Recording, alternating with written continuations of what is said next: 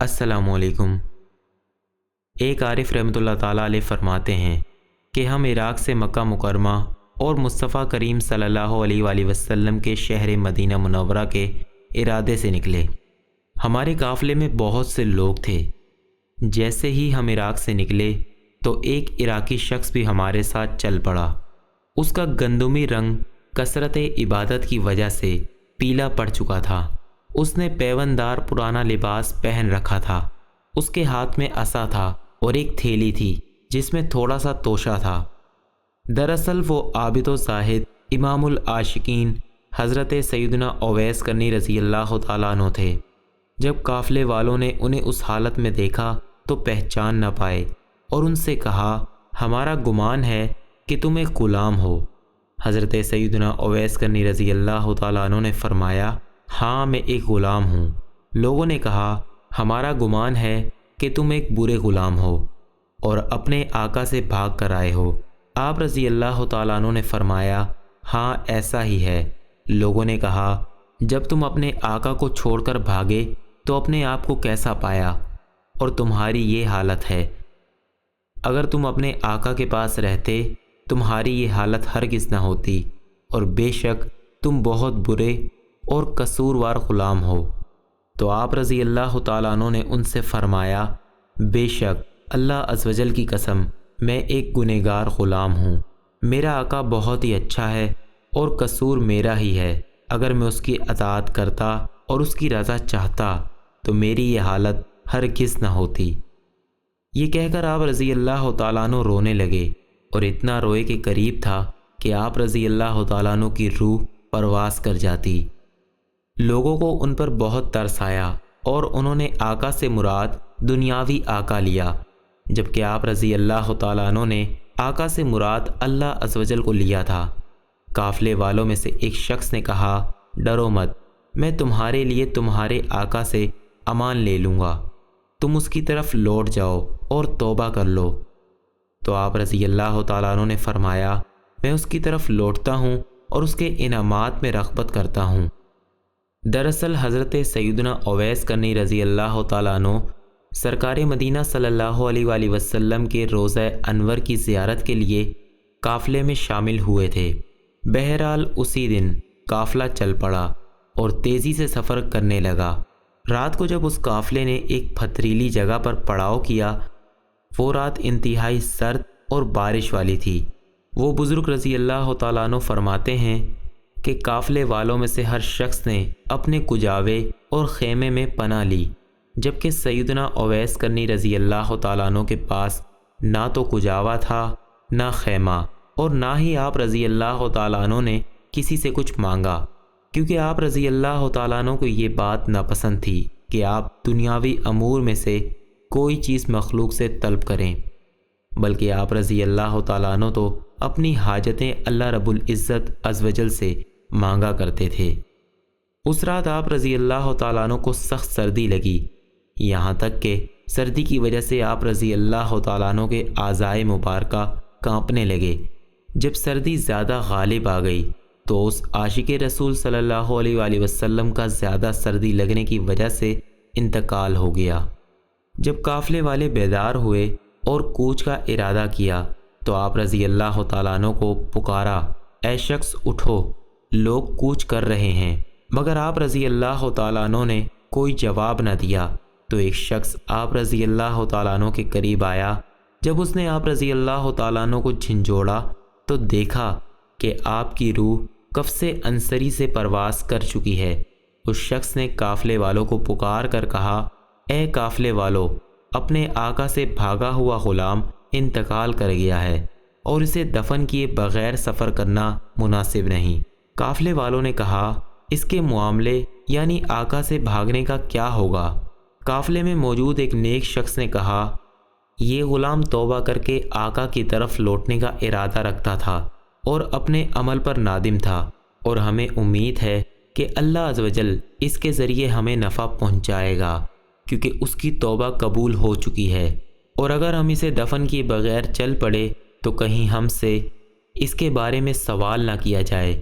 تمہارے لیے اس کے سوا کوئی چارہ نہیں کہ اس کے لیے قبر کھودنے اور اسے اس قبر میں دفن کرنے تک صبر کرو۔ تو لوگوں نے کہا یہ ایسی جگہ ہے جہاں پانی موجود نہیں ہے۔ ایک شخص نے کہا کسی جاننے والے سے پوچھ لو۔ چنانچہ لوگوں نے ایک شخص سے پوچھا تو اس نے بتایا کہ پانی یہاں سے 1 گھنٹے کی مسافت پر ملے گا، تم میرے ساتھ کسی آدمی کو بھیج دو، میں تمہیں پانی لا دوں گا۔ اس شخص نے ڈول لیا اور پانی کی طرف چل دیا۔ جب وہ قافلے سے نکلا تو اچانک سامنے پانی کی ایک نہر نظر آئی۔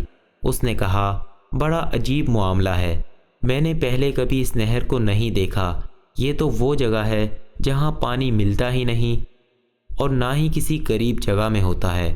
بہرحال وہ شخص قافلے کی طرف لوٹ آیا اور قافلے والوں سے کہنے لگا تمہاری مشقت ٹل گئی، لکڑیاں جمع کرو۔ تو انہوں نے پانی گرم کرنے کے لیے لکڑیاں جمع کر دیں۔ پھر جب پانی لینے کے لیے نہر پر آئے تو پانی کو کھولتا ہوا پایا تو اس کے تعجب میں مزید اضافہ ہوا۔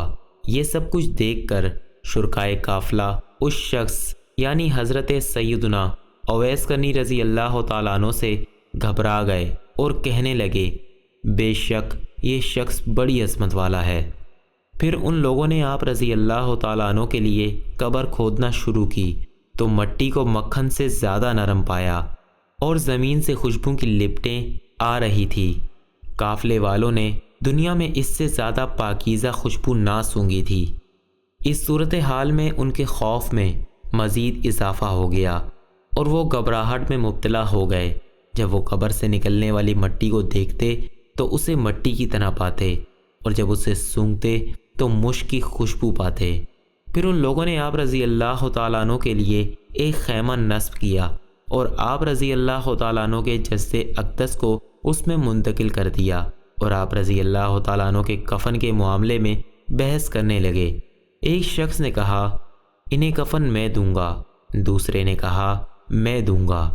پھر جب ان سب کی رائے اس بات پر متفق ہوئی ہر شخص کفن کے لیے ایک ایک کپڑا دے، پھر ان لوگوں نے کاغذ اور قلم پکڑا اور آپ رضی اللہ تعالیٰ عنہ کا حلیہ مبارک اور صفات مبارکہ لکھنے لگے اور کہنے لگے انشاءاللہ عزوجل جب ہم مدینے پہنچیں گے تو شاید وہاں ہمیں ان کا کوئی جاننے والا مل جائے۔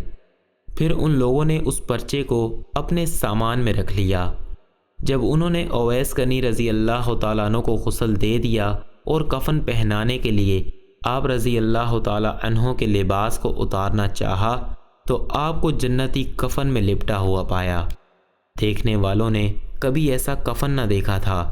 اس کفن پر مشک و عنبر لگا ہوا تھا جس کی خوشبو نے فضا کو معطر کر دیا تھا اور آپ رضی اللہ تعالیٰ عنہ کی جبین عطر اور مبارک قدموں پر مشک کی مہر لگی ہوئی تھی۔ یہ دیکھ کر لوگ کہنے لگے گناہ سے بچنے اور نیکی کرنے کی قوت رب عزوجل ہی دیتا ہے کہ رب تعالیٰ نے انہیں کفن پہنا دیا اور بندوں کے کفن سے بے نیاز کر دیا۔ ہم اللہ عزوجل سے امید رکھتے ہیں کہ وہ اپنے اس برگزیدہ اور مقبول شخص کے وسیلہ سے ہمیں جنت عطا فرمائے گا اور ہم پر رحم فرمائے گا۔ پھر ان قافلے والوں کو اویس کرنی رضی اللہ تعالیٰ عنہ کو سخت سردی کی رات میں تنہا چھوڑنے پر سخت ندامت اور شرمندگی ہوئی۔ پھر ان لوگوں نے آپ رضی اللہ تعالیٰ عنہ کو دفن کرنے کے لیے اٹھایا اور نماز جنازہ ادا کرنے کے لیے ایک ہموار جگہ پر رکھا۔ جب ان لوگوں نے تکبیر کہی تو آسمان سے زمین تک، مشرق سے مغرب تک تکبیر کہنے کی آوازیں سنی تو ان کے کلیجے دہل گئے اور آنکھیں پھٹی کی پھٹی رہ گئی۔ وہ اپنے سروں سے سنی جانے والی آوازوں سے مروب ہونے اور گھبراہٹ کی شدت کی وجہ سے یہ نہ سمجھ پائے کہ نماز جنازہ کس طرح ادا کی جائے۔ پھر جب انہیں قبر کی طرف لے جانے کا ارادہ کیا تو اٹھاتے وقت انہیں یوں محسوس ہوا کہ حضرت سیدنا اویس کرنی رضی اللہ تعالیٰ عنہ کا جسد اقدس کسی اور مخلوق نے تھام رکھا ہے اور انہیں آپ رضی اللہ تعالیٰ عنہ کا وزن تک محسوس نہ ہوا۔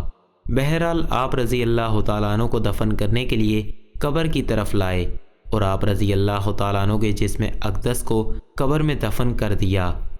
اس کے بعد قافلے والے حضرت سیدنا اویس کرنی رضی اللہ تعالیٰ عنہ کے بارے میں حیران اور پریشان ہوتے ہوئے سفر پر روانہ ہو گئے۔